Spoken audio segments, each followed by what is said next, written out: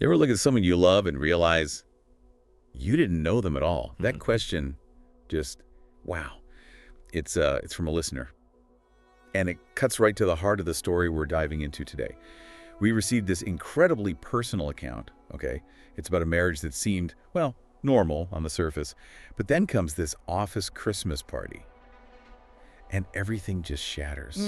It's one of those stories that starts almost mundanely, doesn't it? An office party invite, but it quickly unravels into something much darker. We're talking about profound betrayal here. Absolutely. Not just infidelity, but like layers of deceit, public humiliation, moral questions. It's heavy stuff. And it really highlights how fast trust can just evaporate. 1 minute, you think you know your life, the next. Ground is gone beneath your feet. Yeah. So our narrator, let's call him Mark, he sees this invite for his wife Alyssa's work party, +1 included. He thinks, great, a night out. But Alyssa, she shuts it down hard. She said what? It would be boring. Yeah, like boring stuff, and told him he'd be miserable. Oof, that's a bit of a flag right there, isn't it, looking back? Totally. Yeah. But he trusted her. He mentioned, though, she was kind of secretive about work sometimes.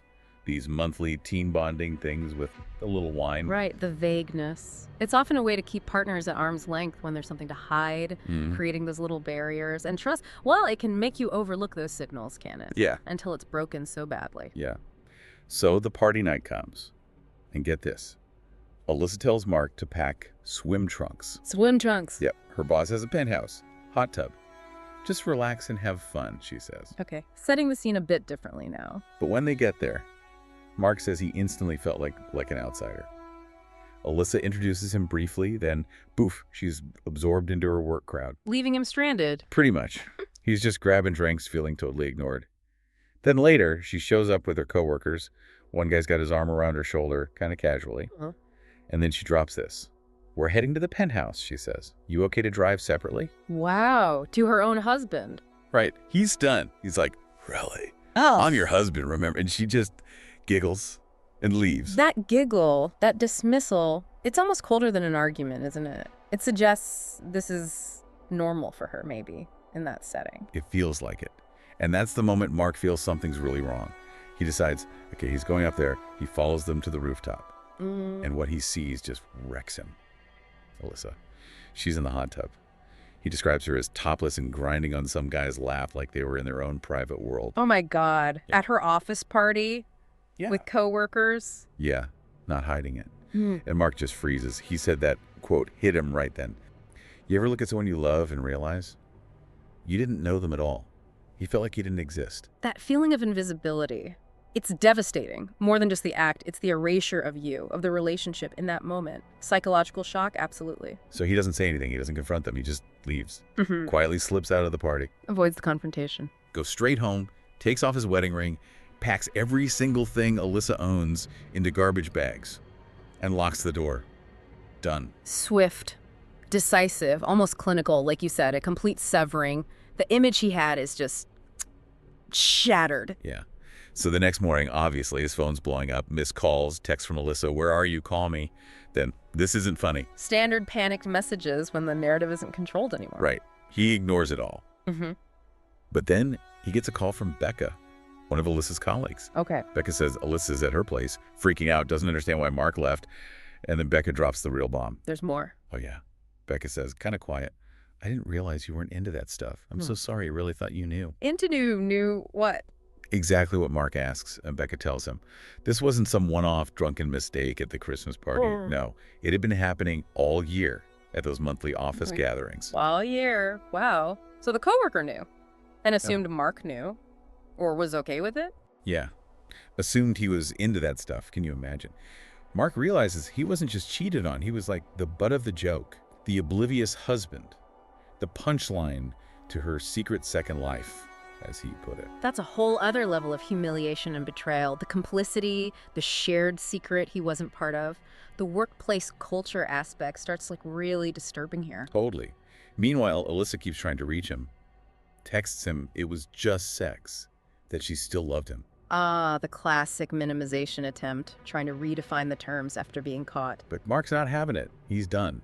Files for divorce. He says, point blank, love doesn't look like that. Love doesn't mean humiliation. Or lies.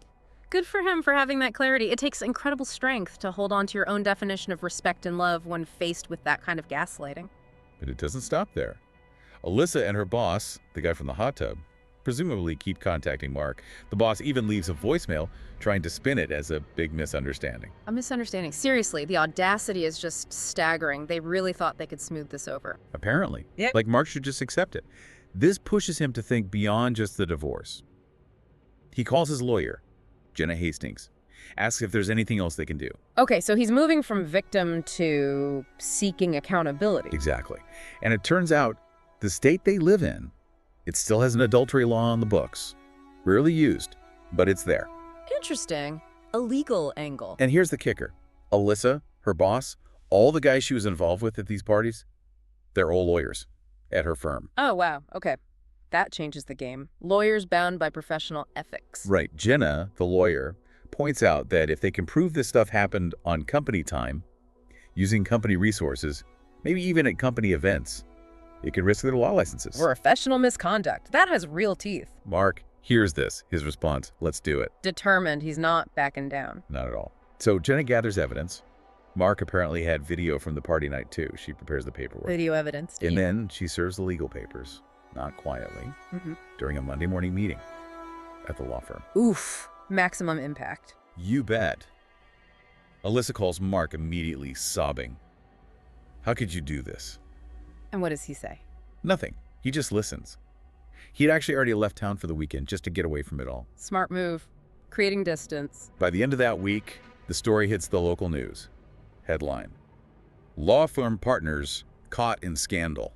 Public fallout. Not national, but definitely damaging locally, especially for lawyers. Yeah. The firm tries to do damage control, put out a statement about it being consensual, just adults having fun.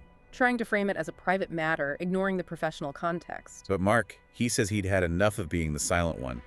He chose to speak up with a lawyer, with facts, with proof. He feels like he's taking back control. Alyssa and the others, they're facing real consequences. It's a powerful shift, isn't it? From being the invisible husband to the one driving the narrative, demanding accountability. It doesn't undo the pain, but it's a form of reclaiming agency. Definitely. So let's just quickly think about the people here. Mark starts off trusting, loving, gets hit with this massive betrayal, feels numb, disillusioned, but then he transforms, right? Finds his strength, demands justice. A real arc there. From passive victim to active protagonist in his own story. Then Alyssa comes across as deceitful, maybe entitled, living this double life, seemingly without much thought for Mark. Her choices, driven by whatever was going on at work, lead to this huge public crash. Her motivations remain a bit murky, don't they? Tied up in that workplace culture, perhaps a desire for something else. But the disregard for her partner is stark. And Becca, the coworker, Eh? caught in the middle, feels guilty, spills the beans, but maybe new for a while. Shows that gray area of loyalty versus doing the right thing. Yeah, her role highlights the ripple effects, the complicity, even if passive, that can exist around infidelity, especially in a close-knit environment like an office. It shows the varied human responses: shock, action, denial, guilt. Okay, so this story leaves us with a lot to think about. We wanted to pose a few questions for you, the listener. First off, what different kinds of betrayal do you see here?